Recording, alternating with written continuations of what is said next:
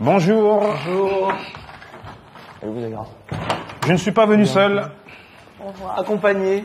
Accompagné de Axel Tony. Hey. Bonjour. Bonjour. Sidoine, enchanté. Ça va? Bonjour. Ça fait plaisir. Pareil, enchanté. Salut. Ça va? Ça va. Salut. Axel, enchanté. Bonjour. Daniel. Bonjour. La musique, c'est très très long. Souvent, c'est pas au premier album ni au deuxième. Faut pas lâcher, faut pas lâcher. Tant qu'on y croit, faut vivre son rêve. Après, Dieu seul sait. Et comment t'en es arrivé là, toi? Ben à la base, j'étais choriste de Diams et de Kerry James. Et j'avais fait pas mal de tournées avec eux. Après, j'ai fait choriste de Christophe Willem sur des plateaux télé. Et par la suite, j'ai fait du zouk. J'avais fait du zouk. Mon manager, il m'avait appelé pour faire un plan avec 2 filles pour un trio. Et cette chanson a eu un succès. Après, j'ai fait une chanson seule en zouk. Ça a très très bien marché. Et par la suite, j'ai un ami, Pascal Skalpovic. Il m'avait proposé la chanson avec toi. On a maquetté, mais sans rien attendre en retour. Hein.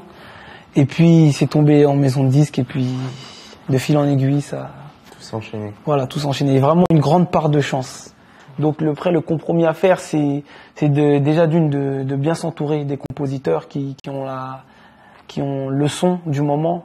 Parce que, voilà, tu peux travailler avec quelqu'un qui est bon dans son domaine, mais est-ce qu'il va parler à un grand nombre de personnes? Et c'est surtout ça, quand vous sortez, de savoir ce que vous voulez faire, votre musique, et de s'entourer des bonnes personnes. Parce que tu peux travailler avec quelqu'un qui fait du jazz, du blues, tu vas lui dire fais-moi du R&B, il va te le faire, mais avec cette touche jazz et blues, alors que peut-être un autre il sera plus apte. Et si tu veux faire du jazz ou du blues, tu prends cette personne-là. Et c'est vraiment, entourez-vous des bonnes personnes quand vous sortez, les bons compositeurs, les bons auteurs, et eux répondre à vos compromis.